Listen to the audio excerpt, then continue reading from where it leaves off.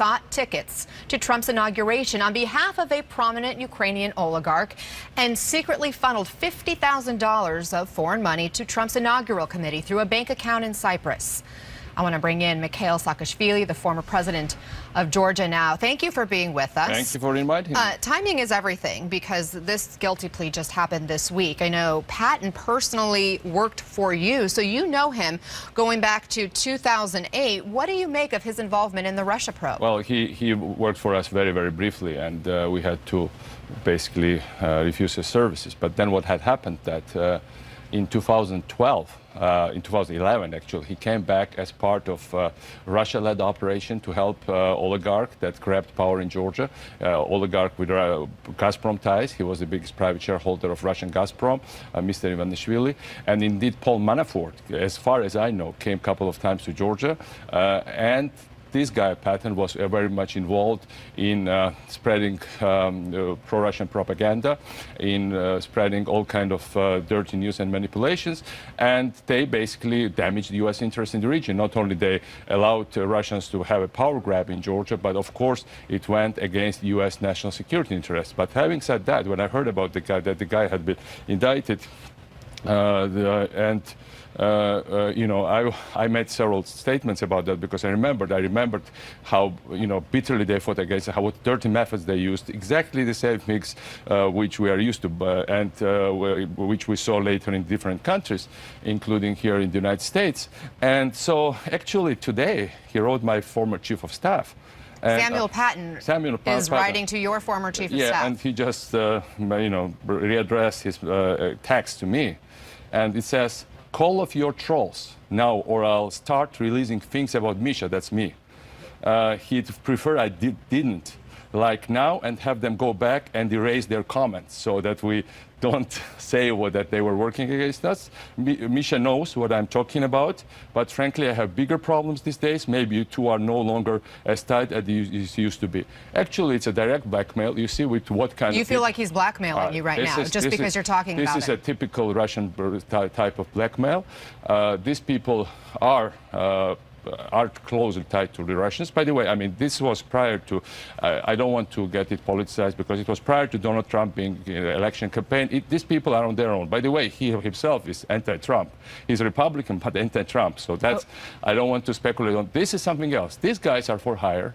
They are ready to do just any dirty tricks. They are ready to cheat, to go against American interests, to do all kind of things, including the blackmailing the, you know, former president or his chief of staff, blackmailing important regional leader like this really shows that what they're up to. I mean, you say he's anti-Trump, and yet we learn about his involvement in funneling this money to Trump's inaugural committee. In fact, according to the court documents that we got, he went to the inauguration with this Russian oligarch. Does that surprise you? Look, this kind of unsavory characters are always around it, but I'm very encouraged that these guys now get indicted.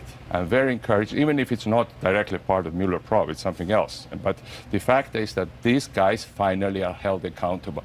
There has been for too long too much of a dirty money around. Actually, we, you know, I'm right now have very strong interest in pursuing this case till the end, see how far they go. And you know, by the way, from your studio, I'm going to the screening of a movie which is called Active Measures. This is a movie with John McCain, me, some other people about Russia, what kind of methods Russians use, and finally these methods come to the surface. Well, let me ask you, because according again to this indictment, this guilty plea and the documentation we have, Patton was taking action on behest of this oligarch who has connections to both Ukraine as well as Russia. I mean, you seem to believe that it could extend beyond this personal or private person and go to perhaps even the government. Do you think even Putin himself would have been involved? Vladimir Putin was directly involved in Georgia's elections. He said it publicly. These are not my speculations. He said that I am involved in Georgian elections.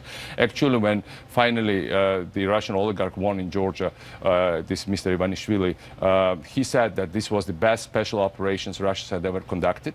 And so actually, and Mr. Mr. Deripaska, who also was mentioned in your broadcast, he was the guy who financed some of the activities against us, starting from immediately after the Rose Revolution, against my government, against democratic reforms and pro-Western course we took, the course for NATO integration, the course for fast economic and democratic the nation building. And they were really, the Russians were pissed off we were doing that. We were quite successful, and they resorted to all kinds of dirty tricks. And Putin never made big secret of that. You know, even in case of the U.S., he denies it. In our case, he actually went and took credit for it. So you see these guys.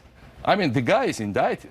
He is in major trouble. He's pleaded guilty. And he, as far as I could judge from this thing, and my chief of staff said this is genuine, actually, he still continues to blackmail leaders in the region.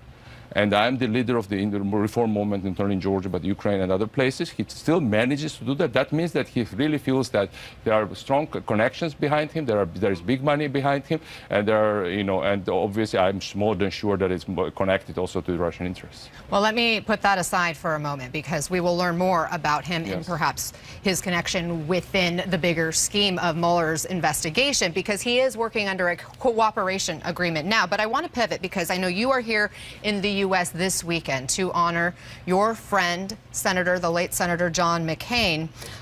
He had an impact all around the world, as we have been seeing this weekend, and the outpouring of love and support, all the statements that have been made, all the people like yourself who have come from different countries to honor him. What did he mean to you? I've been blessed by 24 hours of friendship with John McCain. I came to establish bond with him when I was a law student here in New York at Columbia University, and he somehow, this was already a famous senator, but he liked me, and there are lots of stories connected with him and me. You know, I was present when, for instance, Feingold McCain law has been just voted on the floor, and he came after that to see me. He was chased by a huge number of journalists, but, you know, and he was very famous at that moment. He was a star moment. But he found time to sit down with a young parliamentarian. That's to me, I was just a beginner in politics. And at that moment, his mother, Roberta, called him, and she was very unhappy with the bill because she's more kind of traditional, old-fashioned Republican. And he was like, you know, it will be fine, Mom. I know what I'm doing, Mom. It's not that bad, Mom. And then he hung up and said, wow, that was a tough one. This was the guy which was very different from today's shrewd politicians. Because, you know, when we came under vicious attack from Russia in 2008, that came and, you know, tried to depose my government and to get me killed and to, you know, to change Georgia's course, he abandoned his election campaign. He had presidential campaign, and he only spoke about Georgia for a long time. That was damaging him here, but he did it because he believed in it. There was a case when Russia decreed an embargo on Georgian wine, and actually this was the issue when he basically when there was this embargo, and he came to Georgia, and he, you know, stomped wine with his in front of, you know, cameras. He drank this wine, he toasted, and people lambasted him in America that, look, he's having fun. He wasn't having fun. He knew that it would have been politically damaging for him here, for this, but even for the sake of PR, he would not betray his principles, because he was helping us by, he said it's a freedom wine, and that really shows his character. It's a true greatness. We lived next to a truly great American, and there will be no more John McCain. Although our tribute would be until evil exists and persists, until Putin is around, until this kind of guys, unsavory characters are around. I will repeat every time what he used to say us. We will tell us, we will never surrender. We will never give up, give in, and we will, in the end, ultimately be victorious, also for the sake of John McCain. I'm totally sure about that. Thank you so much for joining us. Thank you so much for inviting me. We appreciate you sharing your stories and providing some context for us. Thank you.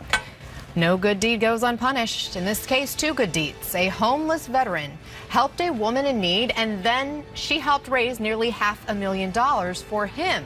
But now they're facing off in court. You're live in the CNN Newsroom.